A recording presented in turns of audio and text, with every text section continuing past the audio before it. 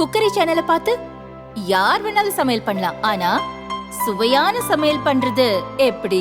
நான் இதயம் நல்லெண்ணெயில சமையல் பண்றேன். ஆஹா ஓஹோன்னு பாராட்டுறாங்க. நீங்களும் இதயம் நல்லெண்ணெயில சமையல் பண்ணுங்க, பாராட்ட வாங்குங்க. தினம் தோறும் வாங்குவே இதயம் இதயம். சென்னை மாநகராட்சி மாதாந்திர கூட்டம் மேயர் பிரியா தலைமையில் நடந்தது. அனைத்து கட்சிகளின் கவுன்சிலர்கள் பங்கேற்றனர். 21,000 ரூபாய் முதல் 60,000 ரூபாய் வரை மாதச் சம்பளம் வாங்குபவர்களுக்கான தொழில் வரியை 35% உயர்த்துவது என தீர்மானம் நிறைவேற்றப்பட்டது.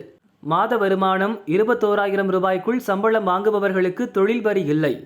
21,000 முதல் 30,000 ரூபாய் வரை சம்பளம் வாங்குபவர்களுக்கு தொழில் வரி 135 180 ரூபாயாக அதிகரிக்கப்பட்டுள்ளது. 30,000 45,000 ரூபாய் வரை சம்பளம் வாங்குபவர்களுக்கான தொழில் வரி 315 430 ரூபாயாகவும், 45,000 60,000 ரூபாய் வரை சம்பளம் உள்ளவர்களுக்கான தொழில் வரி 690 930 ரூபாயாகவும் உயர்த்தப்படுகிறது. 60,000 ரூபாய் முதல் 75,000 ரூபாய் வரை சம்பளம் வாங்குபவர்களுக்கான தொழில் வரி 1,025 ரூபாயாகவும், 75,000 ரூபாய்க்கு மேல் சம்பளம் வாங்குபவர்களுக்கான தொழில் வரி 1,250 ரூபாயாகவும் உள்ளது. அதில் மாற்றம் ஏதும் இல்லை என தீர்மானத்தில் கூறப்பட்டுள்ளது.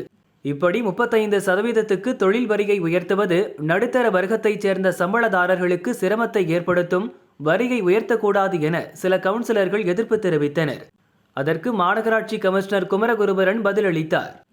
சென்னை மாநகராட்சி தன் சொந்த நிதியில் திட்டங்களை நிறைவேற்ற தொழில் வரியை உயர்த்தியே ஆக வேண்டும். இல்லாவிட்டால் வெளியிலிருந்து கடன் பெற வேண்டிய நிலைதான் வரும். எனவே தொழில் வரி உயர்வு தவிர்க்க முடியாதது என கமிஷனர் குமரகுருபரன் சொன்னார். சென்னையில் அரசு மற்றும் தனியார் துறையில் பணிபுரியும் ஊழியர்களுக்கு ஆண்டுக்கு 2 முறை தொழில் வரி விதிக்கப்படும். சென்னை மாநகராட்சி 2018 தொழில் வரியை உயர்த்தியது.